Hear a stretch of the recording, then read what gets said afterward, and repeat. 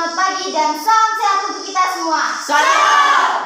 Teman-teman, hari ini kita akan belajar tentang bagaimana proses penyerapan makanan yang masuk ke dalam tubuh manusia hingga dapat dikeluarkan menjadi feses. Apa sajakah organ pencernaan manusia yang berperan dalam proses pencernaan? Teman-teman udah tahu jawabannya atau belum nih? Kalau belum, yuk kita sama-sama simak pembahasan materi berikut ini. Teman-teman, saluran pencernaan terdiri dari mulut, kerongkongan, lambung, usus halus, usus besar, dan anus. Di mulut, makanan akan diubah menjadi bolus. Di lambung, makanan atau bolus akan diubah menjadi kim. Di usus halus, kim dicerna sehingga dapat diedarkan ke seluruh tubuh.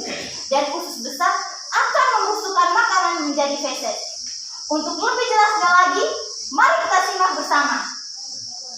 Halo teman-teman, saya adalah mulut. Saya mempunyai fungsi yang sangat penting dalam proses pencernaan. Tugas saya cukup berat guys, yaitu memecahkan makanan dari bentuk besar atau kasar menjadi bentuk yang lebih kecil. Tetapi saya beruntung karena saya memiliki gigi, lidah, dan kelenjar air liur yang membantu saya untuk melakukan proses pencernaan. Di sini saya akan melakukan proses pencernaan secara mekanik dan kimiawi. Teman-teman, makanan yang kita makan pertama-tama akan masuk ke saya. Gigi seri saya akan memotong makanan. Gigi taring saya akan mencabik makanan dan gigi geraham saya akan menghaluskan makanan menjadi potong-potongan yang lebih kecil. Teman-teman, jika gigi kita sakit, maka proses pencernaan di makanan di mulut akan terganggu. Selanjutnya, kelenjar air liur saya akan menghasilkan enzim papiarin yang merubah amilum menjadi bulgosa. Di saya, makanan tadi sudah berubah menjadi bolus. Halo teman-teman, saya adalah kerongkongan. Teman-teman, makanan dari mulut akan pindah ke saya. Tugas saya tidaklah berat. Teman-teman, saya tidak mencerna makanan.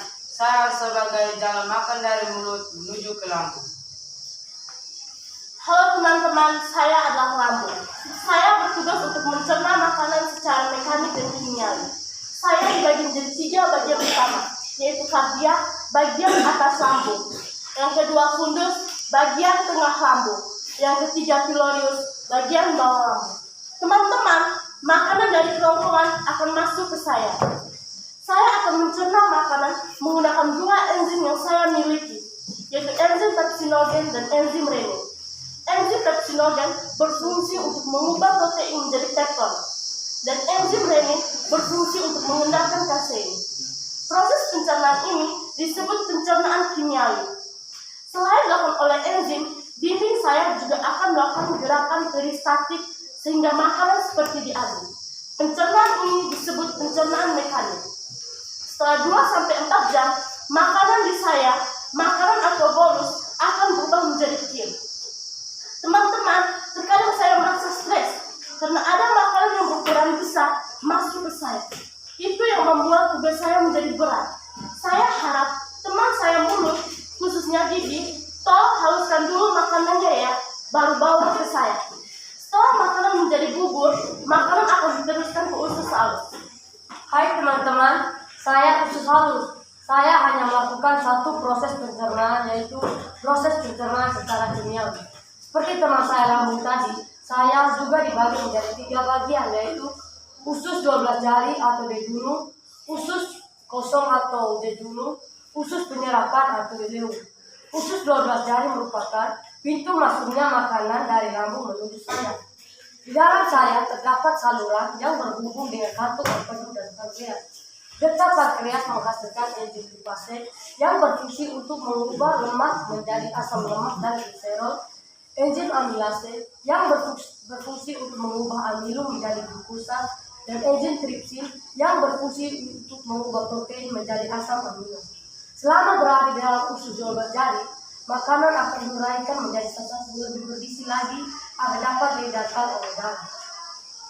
Yang berikut usus kosong atau jejunum yang berfungsi untuk menyerap asam lemak dan asam amino. Dan yang terakhir, usus penyerapan atau ileum merupakan bagian terakhir dari usus halus yang berfungsi untuk menyerap zat gizi yang belum diserap dedunum ataupun dedunum. Makanan sudah saya cerna akan diedarkan oleh darah ke hati dan diedarkan ke seluruh tubuh.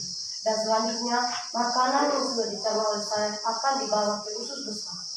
Halo teman-teman, di antara usus halus dan usus besar ada saya usus bungkus. Di ujung sana terdapat tonjolan kecil yang disebut umbai cacing atau appendix yang berisi sel darah putih dan berperan sebagai imunitas. Halo teman-teman, saya usus besar atau rectum.